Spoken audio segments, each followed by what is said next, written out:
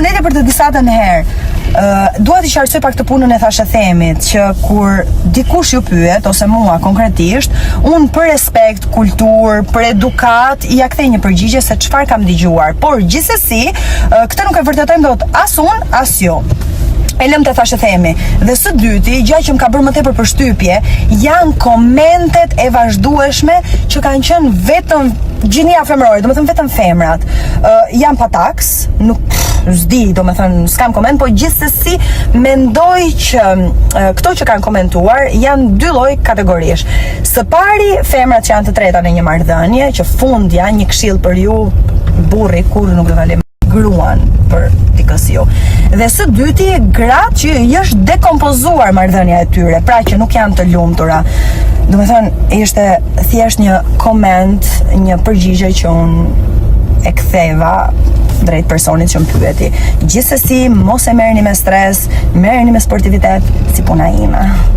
Përshëndetje njerëz, si jeni, si ja keni kaluar, uroj mirë.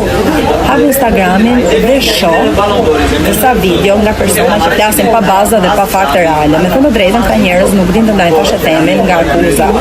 Nëse thashë themi dhe mungesa e lirë e fjalës brenda protokolleve mediatike do të ishin të ndaluara me ligj, atëherë vendi ynë do të ishte shumë vite pas sistemit ton politik. E shikoj që nuk ja keni fare iden e mediave globale, e rubrikave roz, ose gossip, quajeni si të doni ju. Unë jam shumë e hapur për luftën virtuale dhe administrative. Por, ditë them edhe diçka. Luftën e keni të humbur me mua. Por, jo sepse unë fitoj gjithmonë, por sepse ju jeni gjithmonë gabim kundrejt meje. Me ç'po shoh, dosja do na shkojë në hak. Por unë kam një bashkëpunëtor in crime, i cili është Ronaldo Sharka. Sepse ai e kishte armën, pra kufjet, mikrofonin dhe pyetjen. Gjithsesi, merreni me sportivitet, sepse në fund fare unë thash diçka që e lash si thash e them dhe e theksuam që mos të kishte keq kuptime dhe keq interpretime. Ju lutem, çdo gjë që thuhet në rrjetet sociale mundoheni ta merrni ashtu siç ne e themi dhe jo siç juve ju leverdis për të bërë këtë gjullurdinë e madhe. Jo vorbulla me mua dhe jo labirinte që nuk kanë krye. Peace and love, shpërndani dhe pozitivitet, se është gjëja që na duhet më së shumti. Edhe diçka, humori dhe sarkazma gjithmonë më kanë përfaqësuar.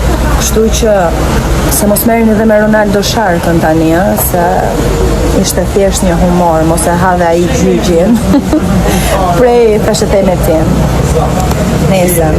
Roni, faleminderit për intervistën dje, ishte kënaqësi që folëm për udhëtimin tim në Amerikë dhe gjithashtu për projektet e mia. Që nuk i dihet se çfarë do të kemi në vazhdim.